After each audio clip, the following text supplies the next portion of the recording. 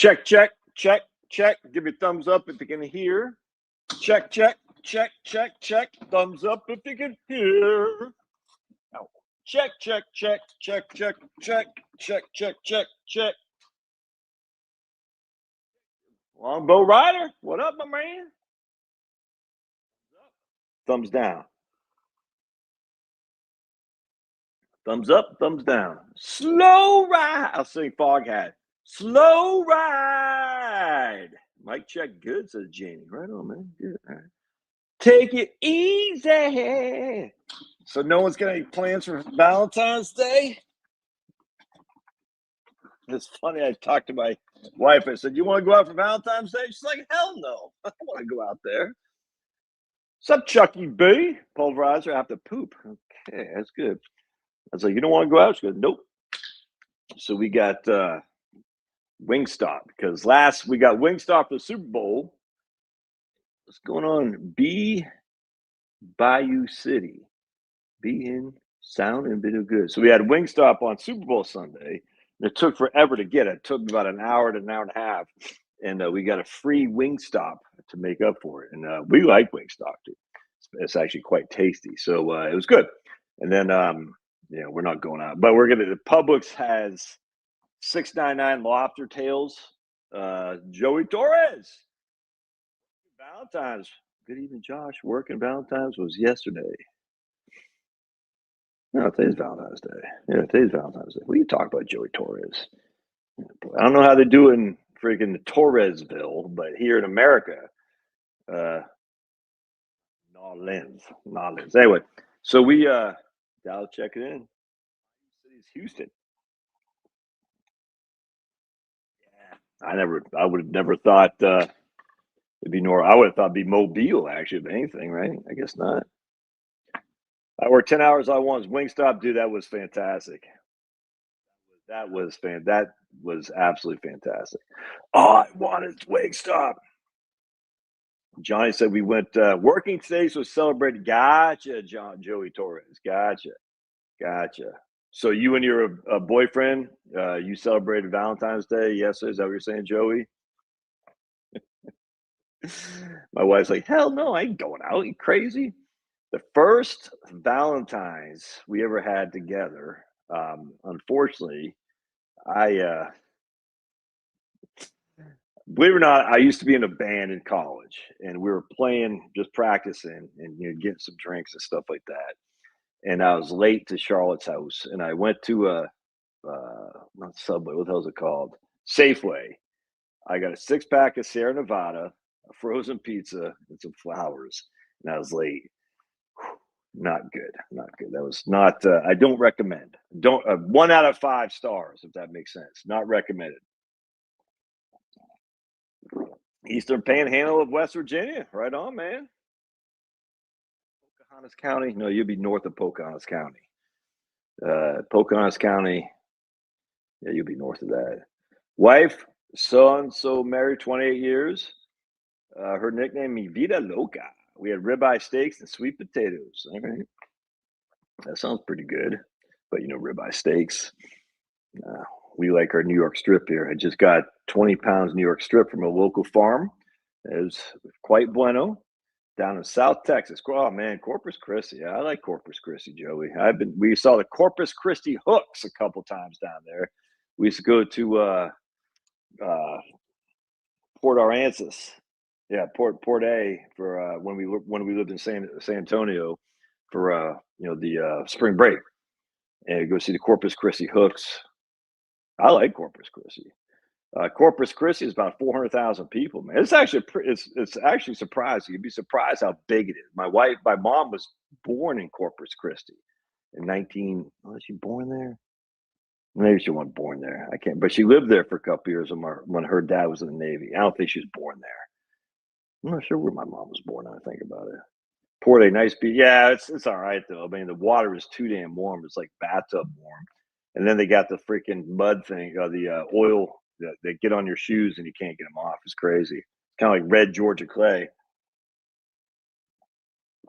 But it's all right. It's just the water just way too warm. It's not very clear. And then they got those oil things. I scored 2 ribeye subprimals from Publix at Christmas, broke them down in a steak and vacuumed. Yeah, that's 100%, man. That's what we had just the other day, the exact same thing. Absolutely, yep. Same exact thing. I vacuumed the whole thing, broke them down, cut them up, vacuum sealed them, and that's literally what we had on Thursday and Friday. Cause we had lots of leftovers for sure. So yeah, it's tough to go wrong there. And Publix, you catch them on sale, they'll have some good beef on sale. But I'd still, I like to get the local farmers as much as I possibly can because I'm better than you. I'm better than you. Philippines had clear water. Born and raised in Corpus Christi, left 4 years U.S. Navy. Yeah, right on. Yeah, that's a nice town. You've probably seen it growing quite a bit. The hurricanes and stuff down there, a little bit too hot for me. And the water just. You ever been to South Padre Island, Joey? Imagine you have. Is the water clear down there in South Padre Island, or is it kind of? It's kind of like a dirty in Port A.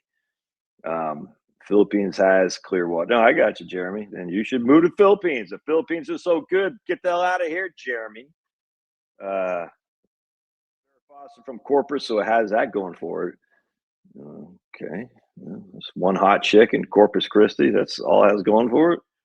I don't know, man. And she's what, 90 years old now or something like that?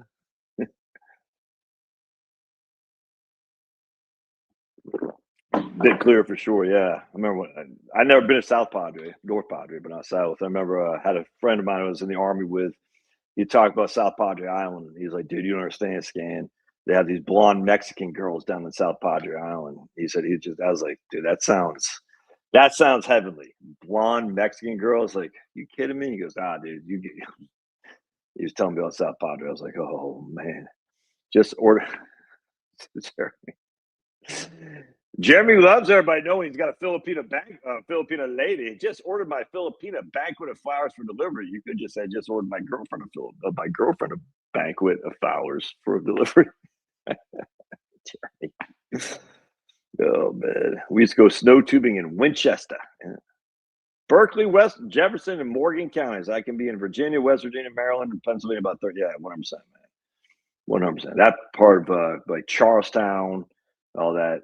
Yeah, Charlestown. Yeah. Like I said, we used to have a border when I lived in Maryland in high school from that area, and he would stay with us over the week because he worked in D.C. and we just were hopping a skip from D.C. just over the line, and then he'd go back to West Virginia on the weekend. So he'd live with Craig. Craig was his name. So he'd live with us for the weeks and go back, almost like a sublet or something like that. I'm not sure exactly what they call it, but yeah, it's nice. Pocahontas County, Franklin. Franklin's not in Pocahontas. I think it's in Pocahontas County. You had Pocahontas County. You had another county where Franklin was, and then you had where the Sugar Grove was. I can't remember those counties. Been having our butcher cut up some chuck eye steaks at half to a third of the price. Yeah, man, it's funny you said that, Vaughn. I literally just got talking to a guy in Publix just 2 days ago. Their butcher. He says, get chuck eye. 100%, man. That's exactly what he said. You have half the price of strips of ribeye, 100% chuck eye steaks. It's literally what that guy just said. And I was like, man, I never even thought. They have something called Denver cuts, and I never do that until about 4 years ago. And that's basically like the lower end ribeye, but it's still not very cheap. Do you have any Publix clients as for Publix employees as clients? Oh yeah, absolutely. That's what you're saying unequivocally. I don't have a huge amount. The bulk of my clients are from Atlanta, UPS, FedEx, Delta, lots of Delta. Some not that many 5-serve, couple 5-serve, but my Atlanta-based clients are Delta, UPS, FedEx. I'm probably missing something. Butcher's cut, a lot cheaper. Oh, yeah. Is that what's called? Butcher's cut? All right, gotcha. Yeah, I've had a couple of Publix employees for sure. Oh yeah, absolutely. I mean, look, I've been doing this for so long. You know what I'm saying? It's just like you're gonna have, employees from all different. But an English roast, buy an English roast and separate the roast in Denver steak and chuck eye steak. Oh, is that what the English roast is? It's the combination of Denver steak and chuck eye. Oh man. I, okay, literally buy an English roast and separate the roast into Denver style. Man, look at that, Vaughn. Interesting. So English roast is. Yeah, I got. What have I? Oh, right here. I got to write that down. All right. An English roast. Wonder why they call it an English roast. What was the point? So English roast is chuck eye in Denver. Roast equals chuck eye in Denver. Cool. That's good to know. All right, right on, man. I retired from Publix in Florida and now live in Ohio. Wow. Why'd you do that, Daniel? A lot of people moved the other way. Bye, Marie! Did you guys notice, by the way, Chloe said the Super Bowl was going to be 27-13 for the Seahawks. It was 29-13 for the Seahawks. Chloe was 10-3 in his playoff predictions. 10-3. And she said 27-13 Seahawks. It was 29-13 Seahawks. Tell me that's not crazy. Yeah, that's crazy. Your father's up there in Ohio. Yeah, right on, man. I get you, Daniel. Yeah, Publix, Florida. I get all kinds of. I mean, I probably have Publix 5 times a week. I go every Wednesday to get their new BOGO ad. That's for sure. I'm always going to get Publix. We got a baby Publix right here, the main Publix down there. And the Publix subs are fantastic. I love Publix subs. Sometimes you catch them like $7.99 for a foot long, and they're stocked full. All right, I left my 9-to-5 job to work my business. Thought I had tons of free time, but instead I just end up spending significantly more time on my business. I left my 9-to-5. I walked there a couple days a week at the Publix. Where are you at? Where you live, Jamie? Did you say you're in Virginia? I left my work on my business. Love me some Publix. Oh yeah, dude, I'd freaking go crazy on Publix BOGOs 100%. But in Florida, they don't have the BOGOs. You got to buy 2. Oh, you're in Tampa. Yeah, Florida, you got to buy 2 to get 1 for free. Here in Georgia, you can buy 1 and get it half price essentially, which is pretty sweet. All right, well now I dropped that. So let's talk to these people today, these legends. All right, and they where's my okay? I go to Giant grocery store with his Filipino girlfriend. Just goofing on you, Jeremy. Yeah, we had a Giant right when we lived in Alexandria, and we'd walk up to that Giant, and then there was Safeway and Giant. If memory serves, a Safeway wasn't unionized, and the Giant was. And I think Kroger's unionized and Publix is not. And at least here in Georgia, you can tell the difference between the union shop and the non-union shop. Let's just put it that way. The non-union shop and Publix is more expensive. No two ways around that than Kroger. Probably a little bit more expensive, but yeah, Giant. We live right there by the is on right. It was within spit distance from the Braddock Road Metro stop in Alexandria. But anyway, so you could go. I just remember. So if you went to Giant, it was, and I can't remember Subway or Safeway. I can't remember, but Safeway was bright. It was clean. It was crisp. The employees were good, helpful. You go to Giant, it's like difference between going to Publix down here and Kroger. The Kroger grocery stores down here are usually kind of dark. Dark's not the right word, but they just seem old, a little bit grimy. Employees aren't that helpful, you know what I'm saying? Because it's union. And then you go to Publix, on the other hand, it's clean, it's crisp, it's bright. Employees are always helpful.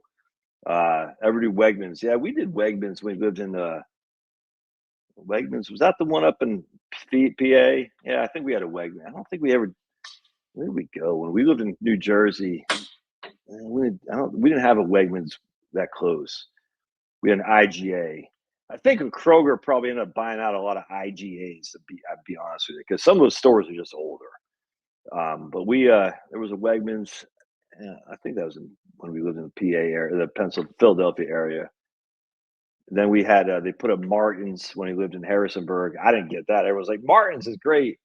Harris Teeter is the clean Kroger. Oh, okay. Harris Teeter. Yeah, we had a Harris Teeter someplace. I can't remember what that was. And then HEB in South Texas. HEB, actually, every H&B is different. Some H&Bs seem kind of run down and some seem fantastic. Wegmans, that is. Yeah. I did not know Harris Teeter is a clean Kroger. That's interesting. Oh, yes, HEB. That's it. Yeah, that's all you need, though. HEB, man. And we went to one in Houston where my daughter was down there. And I was like, dude, this is like, I mean, teats are expensive. Yeah, if I imagine that's probably the clean Kroger for sure. Publix is coming to Winchester, Virginia. Really? Oh, man. IGA is way old school, 100%. IGA. That's what we used to have to Maine. We had Shaw's, Shop and Save, and IGA, and it's just kind of funny. IGA is way old school. All right, Matt Dole says he's probably taking Social Security at 62 because yeah, 100% Matt, absolutely. So let's get into this here before Vaughn says Josh, because Vaughn's always like, Wegmans is from Rochester, New York. By the way, I'll get your thing here, Vaughn. Yeah, remember IGA, Jeremy? You used to have tons. Remember, you're probably too young, but you used to have Shaw's and Shop and Save. I don't even know if they still have those anymore. They still got Shaw's in Maine, Jeremy? You might not know. Yeah, A&P. Funny thing about A&P, the story behind A&P is that was like the Walmart back in the day. You know what I'm saying? Everyone's worried about A&P taking over. It's crazy how this works. Oh, they do still okay. And A&P did. It was like A&P was putting all these local grocers. It's just the whole thing is just it's actually interesting. But and Matt, I'll get your thing here in just a second because anyway. So what's going on here is that you have Albertsons and Kroger was trying to merge, and Biden, to his credit, they with what's her name, Lena Khan, so we're not going to allow that merger go through. And I don't know where it stands now because now Trump, basically one of the the corporatists are just once again, man, it just sucks. They just let somebody go from the FTC or something like that. I can't remember the regulatory committee, and she was pretty righteous in terms of stopping monopolization and things of this nature, and they just let her go. And I don't know what the hell's going on with that. It's just then Trump is endorsing stupid Maria Salazar and Lindsey Graham and stuff. It's we're right back to where we were. It's frustrating. I mean, look, he's doing wonderful things, but it's just like, dude, what are you doing, man? And then this whole bashing of Massey, I don't understand. Don't forget, none of the Epstein stuff would have come out if it wasn't for Marjorie Taylor Greene and Massey. None of it would have came out. They literally risked their political career to make sure that the Epstein stuff came out. None of it would have came out. And it's so friggin' frustrating because it's such a self-own. You could have easily run this at the beginning of your term, Trump, and had a spitting distance chance of increasing seats in the Senate. Now we're probably going to lose a couple, which we should have won. It's so freaking frustrating. And I'm not even, who knows what the hell's going on, man. I'm not going to be like these. If only Joseph Stalin knew, he would save us from the gulag and stuff. Of course of course Trump knows. It's just weird. It's frustrating. Anyway, the point being is what happened is the Republican Party and the capitalists, they listened to the monetarists, the Milton Friedmans of the world, and Robert Bork. And they said, hey, a corporation's sole reason to exist is to maximize wealth for their shareholders. That's it. And if a corporation needs monopoly power to do that, then that's fine. That's what Robert Bork was arguing, is that monopolization, hey, it's just the nature of business. And we all thought as conservatives back then, yeah, what's wrong with stopping monopolies? It was better than government. It's just not true. I used to believe this until COVID came around. I said, hey, big business is better than big government. Now I just know it's just not true. Anyway, so the issue is that we had Robert Bork, we had Milton Friedman, and a lot of the quote conservatives, unquote, that came up over the past 50 years believe this unequivocally, that big business is good for America. And if a business gets big enough to be a monopoly power, that's fine. That's just the way the market is shaken out. It's just not good. It's bad. And anyway, so a lot of the Federal Trade Commission, whatnot, from the Republican side, is allowing monopolization. And the Democrats, to their credit, at least the Lena Khan. I mean, I'm sure the corporatist Democrats, they still still tons of corporate Democrats would be against fine with monopolization too. But this is the frustrating problem for me as a populist. I say, Trump, man, monopolies are bad, and when you're allowing monopolies to happen, that's not good for the consumer. It's not good for the populism that you're proposing. And I'm not putting words in Trump's mouth. I don't know if Trump ever said I'm a populist, but this is where I think a lot of the right wing Republicans can make a lot of headway with the Democrats and say, no, we agree. Corporations shouldn't get that big. And Biden, I can't stand the guy. He's a lying sack of crap. Against when he borked Robert Bork, in the long run, that turned out to be probably a pretty good thing. We did get Anthony Kennedy in there instead, and he sucked. Don't get me wrong, but at the end of the day, would there be even more monopolization if Robert Bork is on the Supreme Court? Probably, because he was a true believer. Corporations serve one purpose, purpose only, and it's to benefit the shareholders. In fact, I was just reading this article from 1958 about the English, the labor laws in England in like 1840s and whatnot. And it had children up to 9 years old working 12 hours. And it's crazy. And they try to, what's it called? The Peel's Law. There's another, I posted, I don't have my phone, I posted about it. But anyway, so one of the issues is if we reduced the labor from 16 hours to 12 hours or something like that, and we don't allow children under the age of, I think it was under the age of 13, something like that, work in the factories, we're going to reduce our profits from 10 to 8%.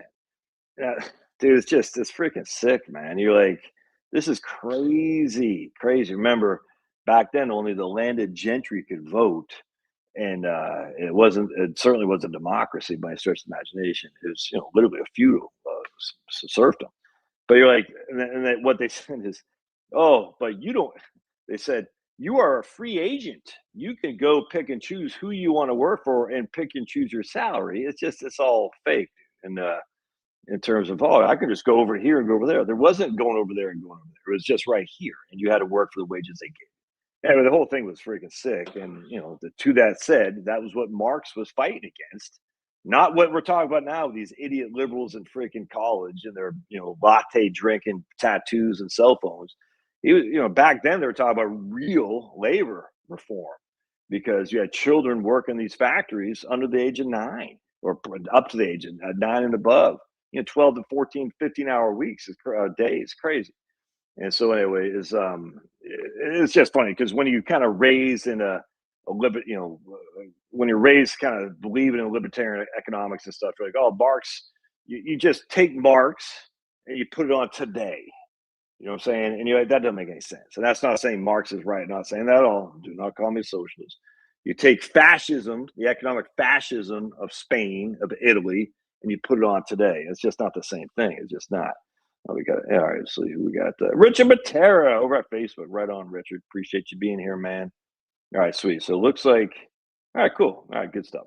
All right, so my man Matt Dole here says, Bob Dole's son, Matt Dole says, probably taking Social Security at 62 because of dependence for 2 years for kids about 5. I should be 67 by then. I should suspend benefits at 67 until 70.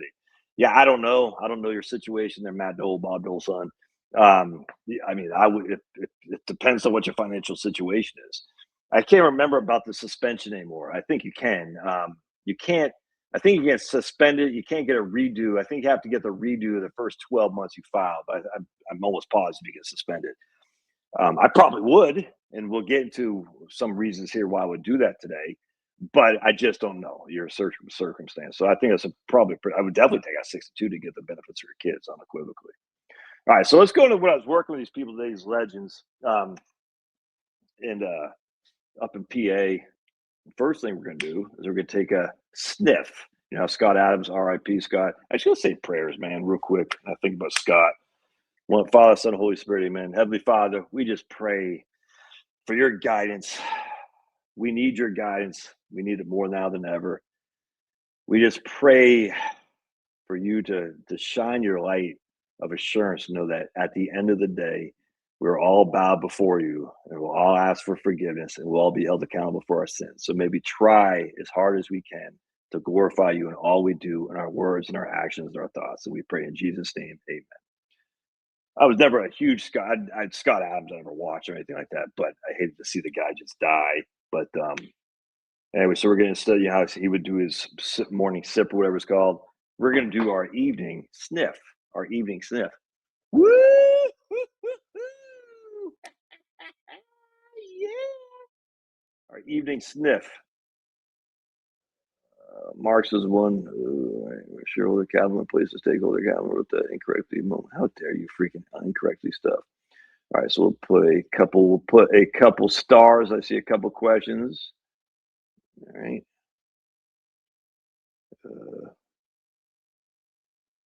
Freeman Powell buyback NAFTA Citizens United. Oh yeah, that's right. All right, so Howdy, Josh from Montana. What's up, dog? What's up? I think Vaughn's my favorite. I met Vaughn. I punched him in the face with me. So take that, Vaughn. Right. The merger was bought by two different courts. Okay, right on, man. Wow, and Kroger's now more expensive than other chains. That's crazy. Piggly Wiggly, 100%. Yeah, right on. Piggly Wiggly. Now that's a Southern store. Piggly Wiggly. All right, so we got legends. We'll call them Bob and Mary. Bob was 57 and Mary is 63. All right. Mary is still working. She's going to work till she's 65. All right. So Mary's going to still work. Bob is retired. He's retired. Let's just put it this way. I'm not going to say what he retired from, but a line of work that's very risky in your life, if that makes sense. Very risky. And I mean risque. I mean risky. Your life is every night. Your life is at risk. Let's put it that way. So he has a nice pension. We'll just say 5,000 a month pension. She won't have a pension, but she'll have about 800,000 in her IRA, and he's got, I think, 1.2, something like that. All right. So you can see they got about $2 million each, $5,000 a month pension. I think his social can be about 30,000 a year. I think hers is 2,500 bucks a month. So no, I think his was 36,000. We'll just say 3,000 a month, and hers was 2.5 a month. All right, something like that. All right, they have a small property, lake, not a lake house, a mountain house, so to speak, and they have the regular house, and just they've been in the house for a long time. They've been married for a long time. The same old story. All right, so Mary likes what she does. I just did a video on her just about, 2 hours ago, and but she's probably gonna hang it up in 2 years or something like that. So she likes what she does. They have no debt whatsoever. They have no children. All right, and so it's like we don't know how longer they'll live, but both their parents are dead, so longevity isn't very likely for them. So I'm like, obviously, she doesn't want to take Social Security while she's still working. That doesn't make any sense. You know what I mean? Because why would you do that? You're just going to give yourself the earnings test, and that doesn't make any sense. So I said, Mary, when you retire, you should take Social Security. And then Bob, well, he can't take Social Security until he's 62. But there's really no reason for them to wait because there's no one to leave any money to, right? And so we don't really care so much what happens to this. I mean, it's going to grow, but it doesn't really matter that much in terms of how much you're leaving. With that said, at the same time, if they do die earlier than they thought, and they did take Social Security, well, they're going to have less to leave downstream to the SPCA or whatever. You see what I'm saying? So it's kind of like they should take Social Security early because they're not relying on it at all. They're just not. They're gonna once RMDs kick in, they're gonna have just well more income coming in that's going out the door. They just don't spend that much money. I gave them a pretty significant budget too. I said, you guys there's no way to run out of money. So you might as well just take Social Security early because even if he dies early than her, it could happen. She's still got 2,500 bucks a month versus three. It's not a big difference here. All right. So for them, I'm like, yeah, just take it. Use your Social Security, even though it'll be reduced. Win Dixie, yep. Kroger. Let's see, Kroger. I saw something. Yes, and you do. You get lots of material to make fun of you, Vaughn. That is true. That is true. We don't have a Kroger. Maybe more fancy looking, but if you compare with others, I never heard of Vaughn's. Well, speaking of Vaughn, look at that. Anyway, so this was easy right here. I said, let's take Social Security. And might as well get the money. So that way you don't have to spend down your portfolio. And that way you have more on your portfolio potentially to leave downstream. Pretty simple there. I would not have any hesitation at all. You got no kids, no heirs. You're not going to spend all your money. You might as well get it. And that way you have more money. And even if they had heirs, I would say take Social Security here too. That way they're leaving more money. I mean, because it's literally just a matter of if we take let's see, we'll say 2,000 and 2,500. If we take that's 54,000 a year. If we take 54,000 a year out of Social Security, that's 54,000 that won't be taken out from the portfolio, if that makes sense. Which means it's 54,000 that can grow and it'll be there to turn to give downstream if we want, even if we had kids or not, it doesn't matter. And if he dies early, she'll sacrifice this, but she'll still get 3,000. I mean, it's just not a huge difference here. You see what I'm saying? She'll still get all this. She'll get a significant amount of that pension. I think I can't remember. It's a 50% survivor benefit, and she'll lose this, but she'll get this. So you might as well just take it early. I mean, there's just no reason not to for them, in my opinion. Unless, of course, the only reason to take it early would be you think the portfolio is going to grow less than what the Social Security would be in terms of delayed earnings credits and all that, which I do, but I just think that's a bit too far. So for them, I recommend taking down. Okay, so my man asked, why not draw down? Well, that's 100%. So they're not mutually exclusive, though. All right, so that's a nice thing. These aren't, so you can still draw down your portfolio to reduce RMDs later. But the interesting thing is, because they live in a fairly tax-friendly state, I'll show you here real quick. What's going to happen with their tax scenario? It was quite low here, right? And then I think it was a 10% effective tax rate, something like that, effective tax. And then once RMDs kicked in, for her, it went up a little bit because she's older. And then it kicked up quite a bit for him when he turned 75. And then there was the widow's tax. So we got that step right there. All right. So in this case, I'm like, dudes, what we want to do is we really want to start reduce. So basically what I said is I'm giving them a pretty significant allowance to spend on. So they're going to get, for simplicity, 54,000 a year in Social Security. And let's say they spend 125,000 a year. I'm saying what we got 125 minus a 54,000 from Social. All right. And I'm saying, look, that's just from Social. On top of that, another 60,000 from the pension. You see what I'm saying? So it's like there's no state tax in PA, essentially, right? And so basically, it's just like, yeah. So what I said here is, look, man, what we want to do is just kind of start pulling some money out of your IRA. So basically, I'm saying, you guys just the next 10 years start spending more money. And if you need to start, like I was told about, if there's a local church that needs a new parking lot and you want to get help with the asphalt, you do all that. Absolutely. Just start spending some of this, because you're going to be leaving significant net worth downstream when you die. But if there's something that needs to be done, start pulling the money out of your IRA to reduce that. But yeah, I mean, at this stage, it's a good situation to be in to worry about the tax. Even here, the effective tax rate was only like 15%, though. It just wasn't bad. Remember, in the state they're in, not taxed. All right, so I think they had, like her RMDs were like 28,000, something like that. I think his was, I want to say 80,000. So even when like they're both on RMDs, $110,000, that's subject to income tax.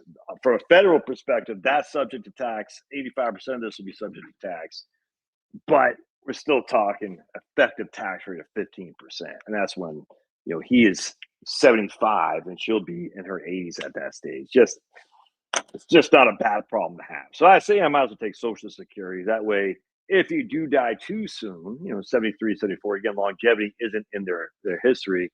At least you can leave more money to your local church, your local charity, SPCA, and all that stuff if you want. So that's a slam dunk in my opinion. There's really no, the argument against that would be, it's just really kind of like picking, like my man says, it's not a bad argument. Just start drawing down your IRA more to allow your Social Security. But if you're going to die, I don't think that'd be a good one there. Now, on the other hand, that's them. And the reason that's important is because she has her own money and she has her own big enough Social Security benefit. All right. And she's older as well. But that's not for me. I'll show you. For me, it's different.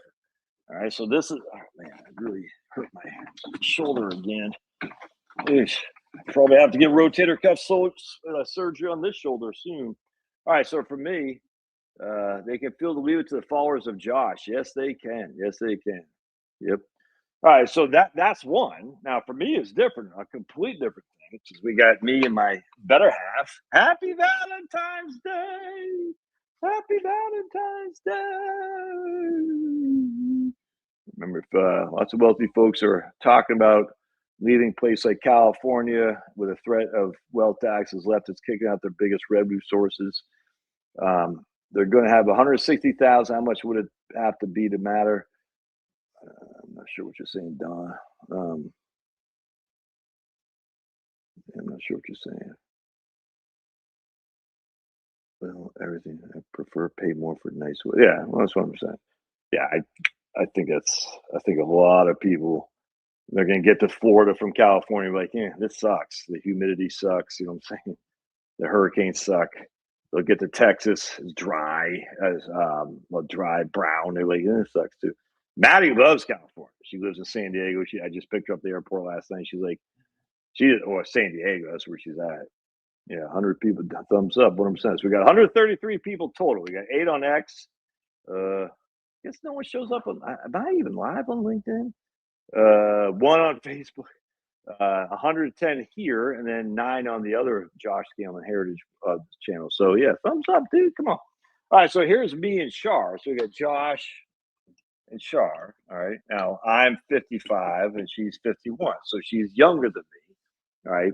So my benefit is probably going to be about the max. Let's say roughly 4,000 a month. That's 67. Hers will probably be about $1,500 a month when she's 67, based on her own record. Based on her own record. All right. So this is different. Now, all the money, we'll just for simplicity say $1 million in my name, 0 in hers, just for simplicity. We're just going to use that. All right. So, and that, we're going to fast forward. We're going to fast forward. I don't have $1 million. I'm telling you right now. We'll fast forward till I'm 67 years old. I'll say I have $1 million and she not. She got a little bit of money, but let's just say that for example. I just want to show you that I'm 4 years older than her. All right. So the issue here is, and I don't have a pension or anything like that, nothing like that. So the issue here, though, is that when I die, all right, well, first of all, when she hits 67, she'll get half of this right here as long as I had filed. Well, obviously, I had filed because when she's 67, I'll be 71. So I had filed. So she'll get half of my PIA, primary insurance amount. All right. So for her, if she waits till she's 67, she won't get her own record. She'll get half of mine. All right. But if I hadn't filed yet, all right, she's just going to get her own benefit. And so in this case, I think for Charlotte, she should file at 62 when she first can. And this way, they'll probably, for simplicity, say it's $1,100 a month. It won't be that. All right. So it won't be that. When I end up filing at 70, I'll get 5,000 a month, and she'll get a little bit of a bump if she filed for her own for a spousal benefit. So she would get half of this, 2,000 minus what 30. I don't know what it's, but she'll get a little bit of a bump. So she'll get, let's say, for simplicity, $1,200 a month. So when I file at 70, I'll get 5,000, and she'll get 1,200. It'll be $6,200 a month. All right. But when I kick the bucket, boop, boop, boop, boink, she'll get this instead. All right. She'll get that instead when I kick the bucket. Now, the interesting thing is when I'm 70, she'll be 66. Now, in no way will her benefit ever outpace mine. So there's really no reason for her to continue taking her own to get the increase in benefits. And you don't want to do. I mean, there's no reason because what happens a lot of times with the spousal benefit and the widow's benefit is that you can actually take your widow's benefit early, even though it's reduced because you're under your full retirement age, to allow your own benefit to grow with delayed earnings credit. So this isn't going to work here because she doesn't have enough benefit on her own. So the reason why it's important for me to take it later is really just to protect her. That's all there is to it. All right. The other case. So the question is, when do I'm filing at 70, unless this portfolio is getting crushed or something.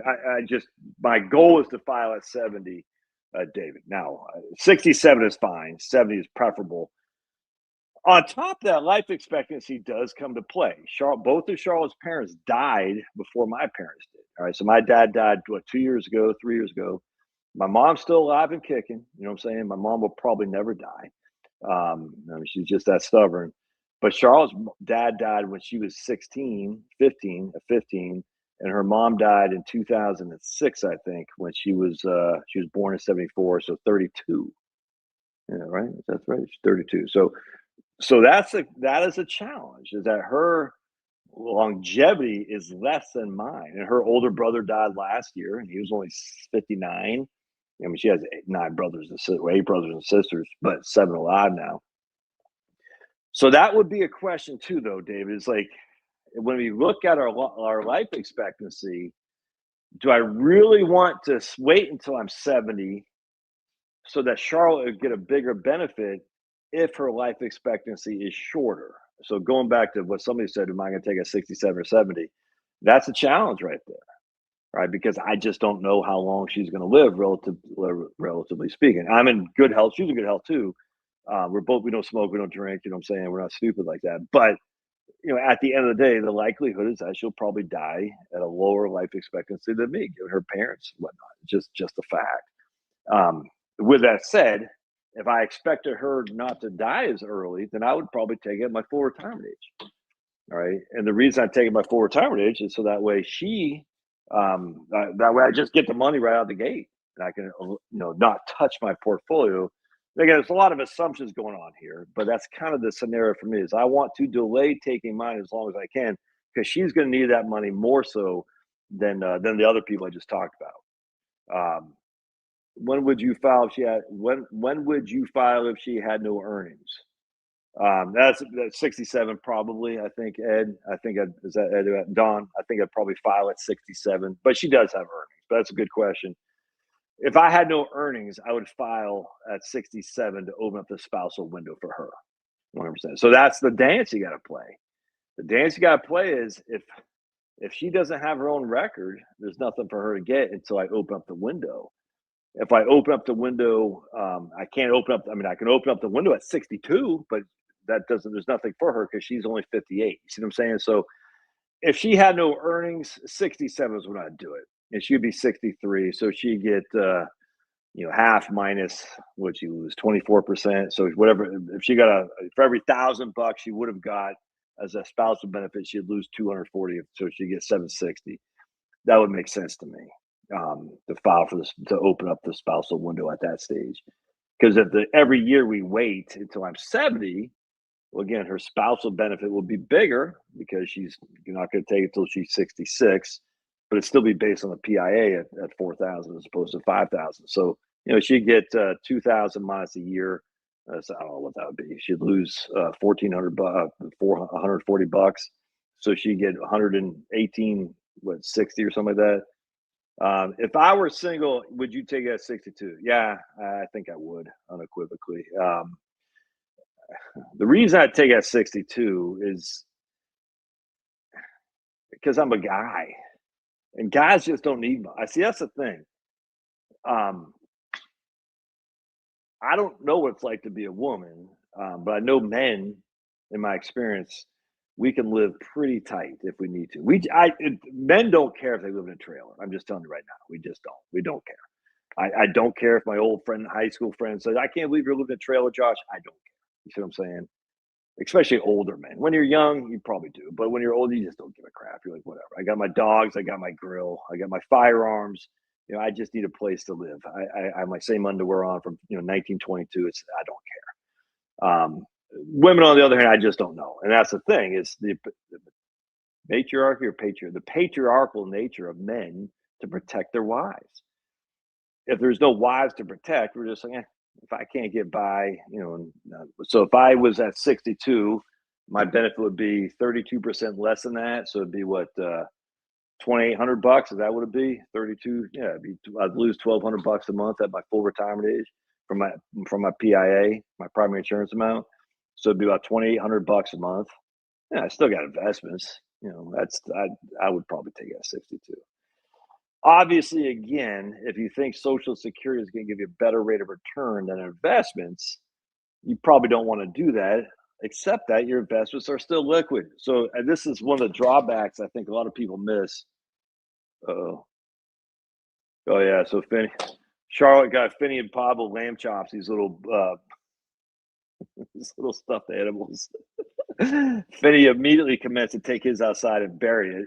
And then he went and took Pablo's when Pablo wasn't looking and just tore it up. I was like, Finney, you are such a nutcracker. Yeah, I know this is probably pretty confusing, but I hope this somewhat helps. But anyway, I forgot what that we were saying. I was saying something about if I was 62, uh, if I think the markets are going to do better. So another thing you got to think about too. So for me, my primary goal is to make sure my wife is as situated as possible when I die. I do not want my wife being a pauper. If that means that I have to literally not eat steak, instead eat freaking ramen noodles, I'm going to do it because I do not want Charlotte to be a pauper, if that makes sense. So I will do whatever I have to do to make sure that doesn't happen, which means I will take Social Security as late as I can possibly afford to do so. I will not take it at 62. No way, no how, because I know I'm going to reduce the benefit for her when she files. So I don't want to do that. So that's my number one priority, taking care of my younger wife, by the way. Now, that doesn't mean you're a bad person if you don't do that. I just talked about it with the other guy, Bob and Mary, or whatever their name was. I said Bob should take his early because Mary has her own money and she has her own benefit, which is similar to Bob's. And she's going to get half of Bob's, yeah, I'm most positive half of Bob's pension, which also had a COLA, cost of living adjustment. So Mary's going to be just fine. So they should just go ahead and take Social Security early so they can let their portfolio grow more. For me, on the other hand, I'm not sure my portfolio is going to grow more than the Social Security delayed earnings credits would. So I want to make sure Charlotte, and it's guaranteed. There's no two ways around that. It's guaranteed. Where my portfolio certainly is not. Leave her a nice fat life insurance policy. Well, we have one, but again, the life insurance policies, Andrew, are more expensive the older you get. All right, the cost of insurance on life insurance can get pretty high up there. So for me, I have a big fat life insurance policy right now that's going to expire when I'm 62. All right. When I'm 62, I have no debt. If kids will be out of the house, college is paid for, weddings are done. And so basically by then we don't need life insurance. And her life insurance policy at that stage will be her spouse, no, her survivor benefit. Remember, she could still take her survivor benefit at 60. I think the minimum or the maximum you can the lowest you can get is 82.5%. So if I was making 4,000 a month, the lowest you could get is 82.5% of that, whatever. I don't know what that is on top of whatever investments I left in the equity and house and all that. So, hey, Glenn said he just got his Social Security check this week, retired at 60, Social Security plus annuity. All my monthly bills are paid for, 401k and Roth or bonus, 100%. Yeah, I have no, yeah, you have a big heart, Josh, but you still have to think from many scenarios. Oh, yeah, 100%, dude. Oh, for when I'm a survivor? When I'm a survivor, it's nothing. I'm just be like, dude, I mean, yeah, I mean, I don't want to live in a trailer if I can avoid it. I'm not saying I will, but it's not. It's just men travel like um, women like Penelope, Marie over there, and I don't know, Denise is on here, and Jill. They got like a freaking. They buy new shoes every day. There's probably a million shoes in Marie's closet right now, and like a million different bikes that she rides too. So men were like, just whatever. I forgot what I was gonna say now. So I was saying something about so here's what comes Social Security portfolio. All right. So Social Security we know is going to grow at 8% a year with delayed earnings credits. We know that. That's not questionable. The portfolio, well, I would expect the portfolio to give me between 5 and 6%. All right. So the issue here is the portfolio is going to give me less rate of return. That makes Social Security delaying more attractive, except for the fact that the portfolio is liquid, right? So you can't just compare. And I probably have done this before. I think I've done 7,000 videos, amigos. But that right there is pretty much the equivalent of this right here in some regard, because this is not liquid. It just pays you as an annuity. This is liquid. You have access to it. A drawback about this, though, of course, that Social Security doesn't have, $1 million portfolio can go down to 650,000 bucks. Can go down to $430,000, which is exactly what happened in 2007, 8, and 9. So the drawback here is that this portfolio, even though you might average 5 to 6% a year, there's no assurance you're going to get that, none whatsoever. It could easily drop 35% in any given year, and it could certainly drop 57% in any given 18-month time frame, which is exactly what happened 1 October 2007 to 9th of March of 2009. Social Security, on the other hand, if you took it early, you're then reducing these delayed earnings credits. They're gone. You're not only are you not getting delayed earnings credits, you're getting a negative 32% because you took it early. Now that is guaranteed, but it's a guaranteed low amount.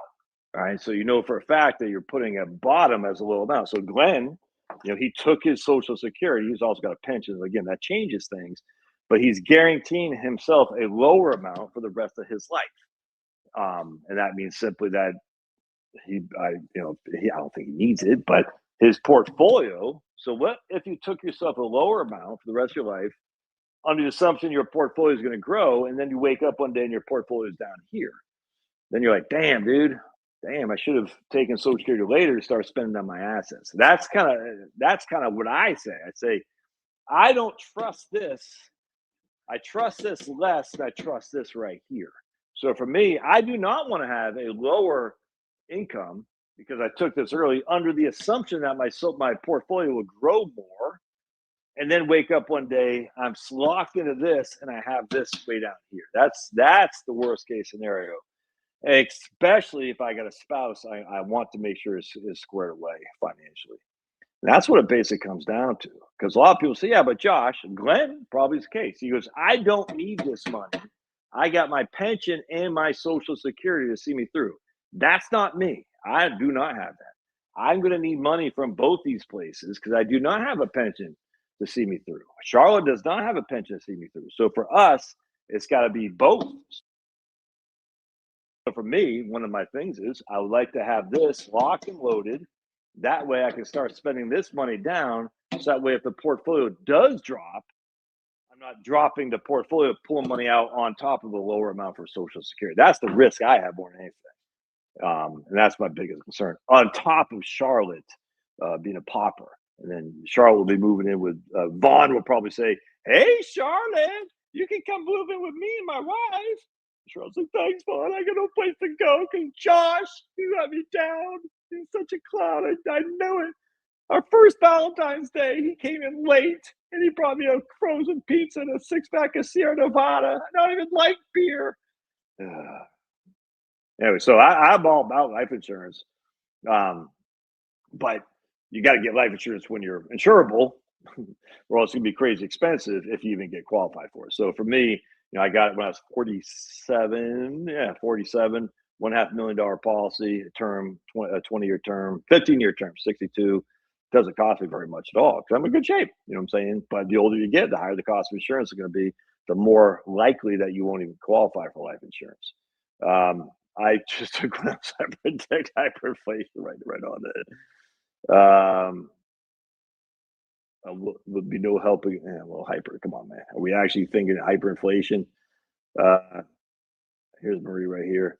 I'm just saying collecting Social Security 65 due to ACA. Yes, what I'm saying. So, some people are single here, and they say, all right, what should I do? Should I wait till I'm 62 to take Social? Well, again, you never take Social Security while you're working. That doesn't make any. I mean, if you're under full retirement age, that makes no sense. It makes no sense at all. So you delay taking Social Security until either you quit, and like Marie here will be 65, and she'll just go in. She's single. I don't think Marie minds me saying that. She goes in and files for Social Security and files for Medicare at the same time. Perfect. But you don't do that before you're working. While you're working, that doesn't make any sense. You're giving yourself a reduced benefit on top of you getting hit with the earnings test. You'll get the earnings test money back, but it's amortized over the rest of your life once you hit your full retirement age. So you're going to lose all that money on the front end anyway to reduce your benefit locked in for the rest of your life, and you're only going to capture that money amortized over the rest of your life. It doesn't make any sense. So don't do that. Don't ever take Social. Most likely, you should not take Social Security while you're still working if you're under full retirement age. That's just dumb. Wait till you're 65. You had quit, and you take it with ACA, not ACA, but Medicare. That makes sense. I think I had a quit. Move to a 3-bucket strategy, says David. Once you're retired, you want to take withdrawals from your portfolio, only pull out the cash bucket of the longer term. Yeah, 100%. That's what the bucket strategy works. In fact, the guys talked today, Bob and Mary, um, he had a pretty good amount, like $1 million. But he just rolled over, so he had $1 million in cash inside his IRA. I said, man, just put half in the VTI. What did we say? No, I said half into the Vanguard 2035 fund, half into cash. It's just such a good portfolio, man. It's like half in cash, half in the money market account, which is paying 3.5. You get half in the Vanguard 2035 return. It's tough to go wrong there. All right, so my man asked a question here. Said, what do I think bond ETFs instead of actual bond? Yeah, I like bonds. So my man says, what do I think of bond ETFs instead of an actual bonds in a 70-30 portfolio? Yeah, I'm not a huge fan of actual bonds, actually. I mean, I think, look, if you want to go out and buy them, that's fine. But a lot of times you only have 2 or 3 individual bonds that you have. I don't like that. I mean, if they're government bonds, that's fine. But I just why go through all that? Just put it in a freaking ETF and let the professionals do it for 8 basis points. I mean, it's insane. The target retirement funds of Vanguard are 8 basis points. What's that? 80 cents per $1,000 invested. Is that right? 80 cents per $1,000 invested. It's crazy cheap, man. So it's just like, let the professionals do it, man. They say, I'm going to let you guys do it. Now, with that said, I bought an individual bond 3 years ago, Federal Home Loan Bank, 6%, or was it 6.5? I forgot, but it got called on me. And so it got called on me, and was sitting there at Schwab, and literally cash, non-interest bearing cash, not a money market, but on interest bearing cash for a couple. I must have been there for like 3 to 4 weeks before I even figured it out. It pissed me off. It's like, come on, Schwab, at least get dumped in your money market, but they didn't do that. So individual bonds, I had a callable bond. It got called. I wasn't made aware. I mean, it's my fault. I should have been made aware, but it just sat there for about 3 or 4 weeks, literally in a non-interest bearing account. And I was like, so me, I like it simple. I'm a simpleton over here. We got you to Ohio, Sharp. Right on. Well, she's coming, buddy. She's coming, just FYI. But anyway, so me as a simpleton I am, I just like it nice and easy. Only thing I want is a couple dogs, PVC pipe of knowledge, a hot wife. That's all I need. Some freaking beef and a grill. I don't need much. And my firearms. I don't need much. That's all I need. And what else do I need? That's pretty much it. And you guys to hang out with on Valentine's. Kisses. My man Doug Hook says, I'm self-insured for life insurance, retired at 51 with 8 figures, and will take Social Security at 62. Well, we can either get our hooks into Doug Hooks here, man. He's got 8 figures. You know how much that is? That's like over 10 million schmackaroonies. So let's look up where Doug Hooks lives and go visit him and say, hey, Doug Hooks, why don't you hook us up so we can get our hooks in there? Jamie says, I personally don't like or expect the dollar to lose its value. Did you hear Russia? Have you guys on the phone? You not hear what Russia's doing? They're trying to get back, dude. Russia's trying to get back in the dollar. BRICS is done. The whole thing, I guess, what's the alternative, man? BRICS, Bitcoin, it's the Chinese dollar, whatever that's called, won, or I don't know what that would call it. I mean, dude, yeah, as long as we can produce, this is why I hearken. Is it hark or harp? I don't know. I harp on freaking our ability to be able to produce our own steel and these things and aluminum. But we get, as some idiot was saying the other day on X, he's like, we're putting tariffs on Canadian aluminum and they have all the bauxite. I said, well, we have bauxite too. It's not like we don't have any. I mean, come on, man. Yeah, crazy. Anyway, the reason we don't produce our own aluminum is because we listen to the free traders, and the free traders said comparative advantage. You trade with them, we trade with us, what we're good at, and then we all benefit. That sounds great in theory. In the reality, though, we are relying on China, relying on our enemies, and people who don't like us. Why would you do that? Why would you do that other than you listen to the free traders? And the free traders, they never have an answer. All right, free traders, how do you propose we get our magnets and steel for not just electricity transmission distribution, magnets for weapons and things of that nature? How do you propose we do that? when China says, we're not too keen on you anymore. Well, free trade. They benefit us. Oh, China will never do that. Why? Well, because they need what does China need mostly from it? What do we give to China more than anything? I was just reading about this the other day. I forgot what it was. They rely on, I think it's technical stuff, but I can't remember what it is anymore. Oh, okay. What was I just reading? It actually is kind of illuminating that the guy from China was saying we're going to go backwards we're going to take a couple steps back so we can take a big jump forward in 5 to 10 years and not rely on American for something that they import from us. I forgot what it was. It was very illuminating. So whatever that guy's name is, Xi, or whatever the hell's name is, he said we're going to step back, take one step back so we can take 3 steps forward, but it's going to take 5 to 10 years. And I forgot what it was, something technical. I can't remember. But anyway, and he says we can't rely on America for this. And it's very interesting because we're not doing the same. We say, oh, we're just going to keep relying on China because free trade, because China has slave labor and sweatshops and all that. Dude, the free traders suck. And I said, well, how do you propose when China shuts off? What do you propose then we do? And they never answer. In fact, one guy, do I have the article? I think I still do. It freaking pissed me off. Yeah, this guy right here, Connie McGee here. I'm going to share with you. Do they want back in the dollar because lower volatility? Yeah, I can't remember, Marie. I can't. I think Putin and Trump are getting jiggy with it. I'm cool with it. I'm a big fan of Putin, man. Anyway, I think maybe Russia said, maybe we need to get back to the United States. In some regard, I only read a brief of the article that was in Bloomberg. I didn't read the whole because I don't subscribe to Bloomberg because I don't like men.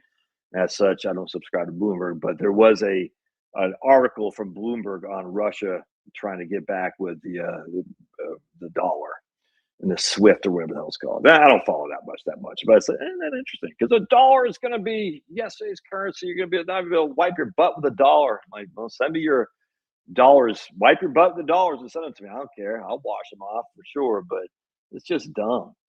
But this is where the free traders really have no answer because at the end of the day, you can only export so much services and technical knowledge, services and financial and insurance related stuff.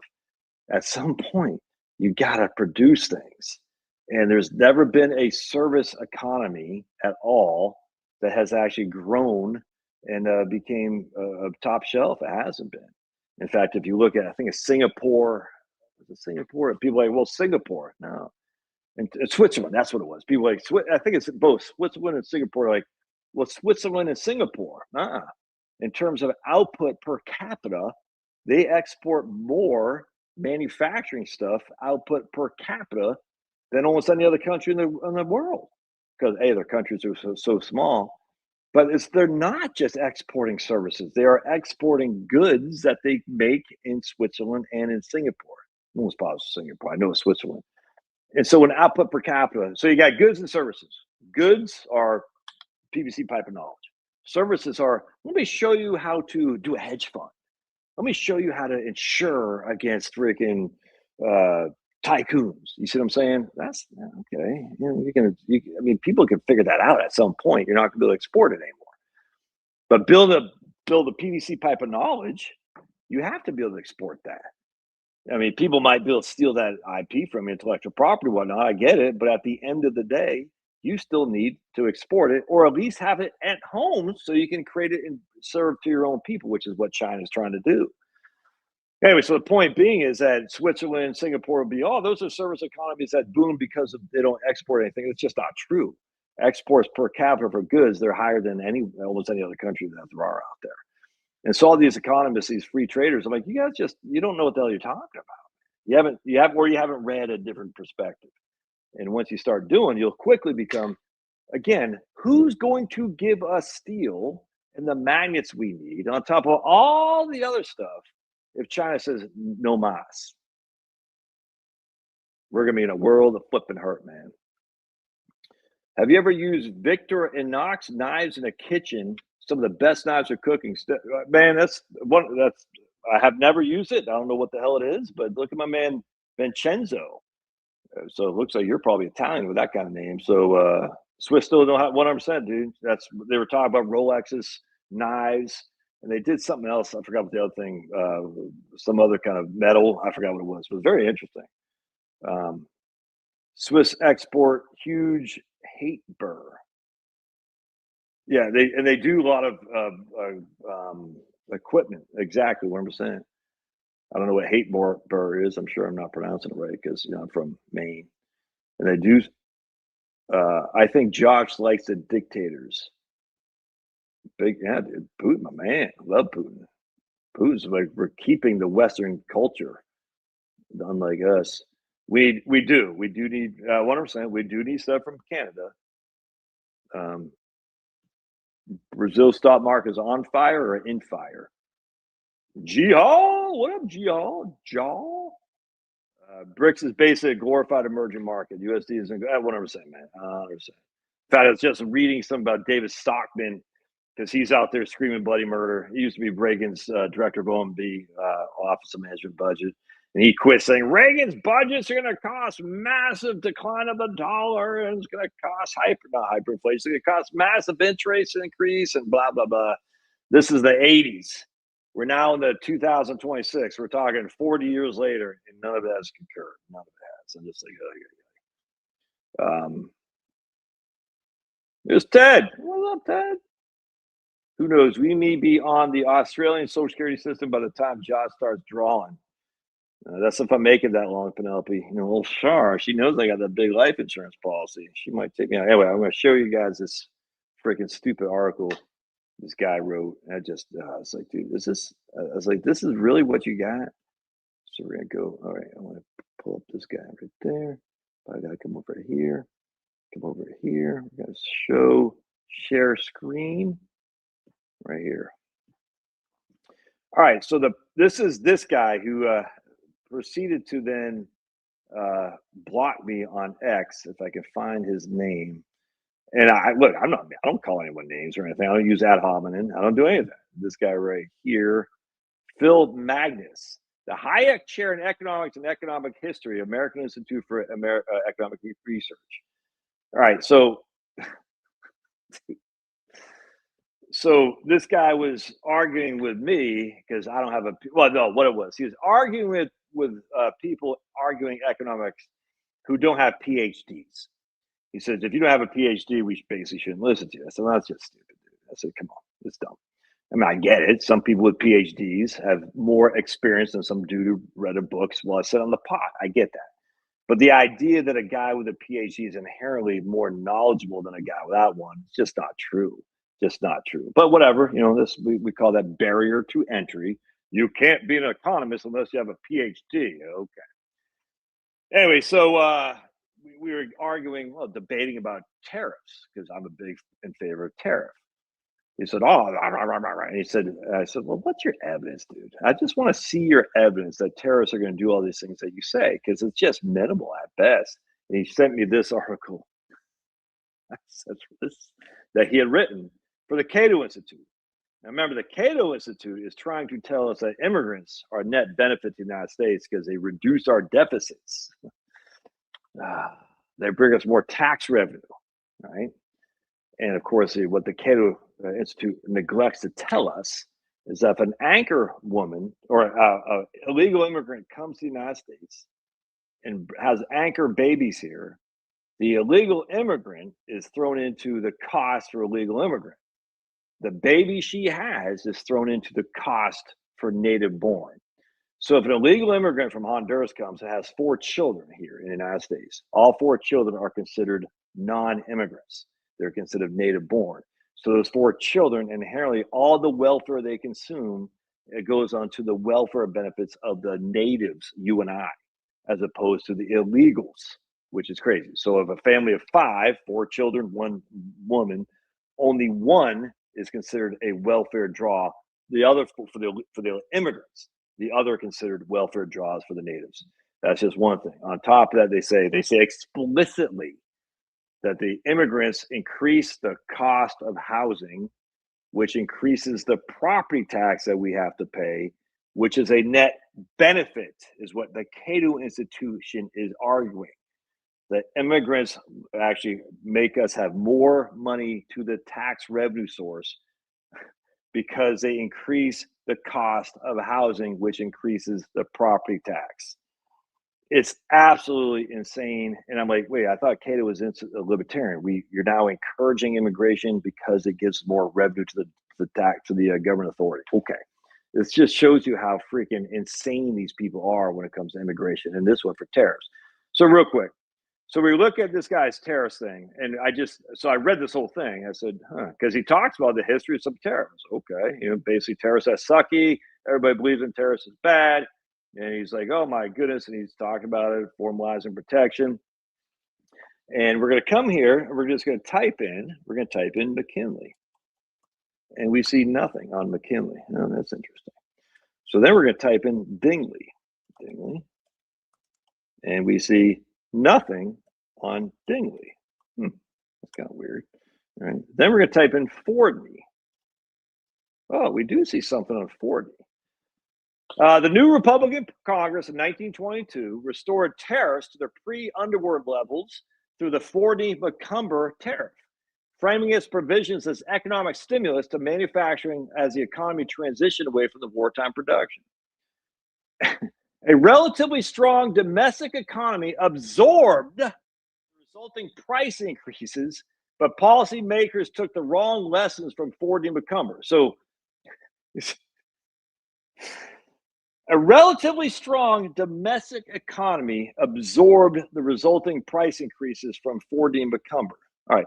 So inherently, what he's saying is Fordney-McCumber did not dilute the economic growth. Now, he's trying to say price increases because of the tariffs were because of price increases during that time were because of Fordney-McCumber. You can't make an argument, but either way, he says explicitly a relatively strong economy was not nipped in the bud because of the tariffs, not at all. Now he's trying to say, well, prices were going up because of Fordney-McCumber.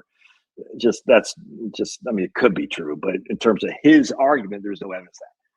Ironically, though, he then uses this, but he just gives that like short shift. He talks twice about Fordney-McCumber. In 1922 to 1929, we had massive growth. And then he says the Republicans took the wrong lessons from it because when the stock market crashed in 1929, Republicans had already a second tariff hike on the agenda, Smoot-Hawley. So he talks about Smoot-Hawley a lot.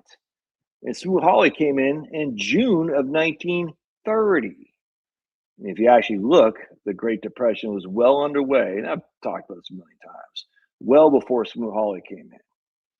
Interestingly enough, the economy really took off after Fordney tariff in 1922. Very interesting. Oddly enough, inflation was high. There was a major depression after World War I in 1919 and 20, and then 20 and 21, the economy started taking off again. Weird. You could almost say Fordney-McCumber, the tariffs allowed the economy to grow. And the reason why prices were going up was because the economy started growing from the depression that we found ourselves in after World War I. Go to Smoot-Hawley in 1930, the middle of 1930, and from 1929 throughout 1929 into 1930, the economy is already on the downslide anyway. Why I pointed out McKinley and Dingley is because my man doesn't mention Dingley or McKinley at all. 1890, a massive tariff in 1890, and then a massive tariff again in 1897 with Dingley, which proceeded to the economy subsequently took off like a bat out of hell. The economy did not take off like a bat out of hell. It fell in 1893, a Great Depression of 1893, horrible depression. Absolutely not attributed to McKinley, though. It's not at all. You can go and look at the history of that, which I've done. It's not McKinley, had nothing to do with it. But there was a depression in 1893. Dingley, massive tariffs. We had massive upside after that. Anyway, it's very interesting. He doesn't even mention that. And even worse, check this out. We're going to type in Coolidge. Right? Because a lot of Republicans are big fans of Coolidge because he was Nothing about Silent Cal. Nothing. And Silent Cal loved him some tariffs, and he loved to regulate immigration. Nothing. He doesn't talk anything about Silent Calvin Coolidge, one of the biggest advocates for tariffs we've ever had. Isn't that interesting? And then we just go to look at, well, just type in Lincoln, because Lincoln was a big advocate of tariffs. Well, you got one thing. That's it. The withdrawal of Southern states from the Congress in 1860 unexpectedly enabled protectionists to remove a procedural block from the moral tariff bill and secure its passage on the eve of Abraham Lincoln's inauguration. That's it. No mention at all about Lincoln being pro tariff. No mention about Coolidge. And passing mention of what happened under Ford and Macomber. No mention of McKinley, no mention of Dingley. Oh, but it gets even better because then we say, all right, let's look at Douglas Irwin, shall we? Irwin, right here. As economist Douglas Irwin notes, tariffs coinciding with rapid growth in the late 19th century does not imply a causal relationship. Okay. So tariffs did not stop the rapid economic growth. I would say tariffs enhanced that rapid economic growth because America then became the number one manufacturing country in the world, overtaking the UK. But Douglas Irwin, my God's book, says, yeah, but you can't really say that tariffs caused that. But there were tariffs, and then we did have rapid growth. But you can't say the two work hand in hand. Okay. Irwin summarily notes that hypothesized links between tariffs and productivity are elusive. Okay, well, we can say they're elusive. That doesn't mean they're not there. All right. And then he cites this guy, Brad DeLong, and I absolutely destroyed one of Brad DeLong's articles, which I couldn't hear because it goes to a dead link. Anyway, I just find it funny. So these are the PhD economists who are so smart, smarter than you and smarter than me, and they're all that in a bag of chips, and their arguments are just weak. Arguments are just weak, and I just chuckle because more and more people are starting to realize that the tariffs did not generate the inflation that they all said was going to do in 2025. It just did not. The tariffs actually, we see inflation going down. Now, my concern is, are we going into a recession? That is my concern. All right. The employment numbers are good. They're not great, but they're good. The number of federal government employees is down, I think, the lowest since 1966 or something like that. But at the end of the day, the employment numbers aren't booming, but they're good. They're strong, unequivocally. But they're not great. No other way around that. And I do see some a little bit concern on recessionary stuff that makes it a little bit not nauseous, a little bit. We'll see. But you don't see anything in terms of mass inflation. And the whole point about this was going back to that guy who said hyperinflation. There is no hyperinflation. Dude. Hyperinflation is when you have 40% inflation month over month for a year. That's hyperinflation. All right. And that's an economist. You can argue the economist definition of hyperinflation doesn't make sense. That's fine. That is hyperinflation. We're not anywhere near that. It's silly to say that. A 3% inflation is not that bad. I'm just not. 2% inflation is not that good. It's just not. It's all relative, man. It's like Einstein, the special theory of relativity. And if you think Einstein came up with that, my man George Strait's got some land for you to sell, right? Some oceanfront property in West Virginia. But anyway, at the end of the day, 2 to 3% inflation is just not even anywhere near hyperinflation. We're not near there. 3% inflation is just not that big of a deal. It's not. And in fact, other people have made an argument that the higher in the inflation, up to 5-6%, the better the economy grows. I think there's some evidence of that too. So, no country without immigration like we had, at least by now, has had such huge economic growth. No country without no country without immigration like we had, at least by now, has had such huge economic growth. Really? Not familiar with this country called America, apparently, because America. Not familiar with the 1922 immigration, how we got rid of immigration until the Kennedy Immigration Act of 1965. Yeah, exactly. Calculate your personal inflation, 1%.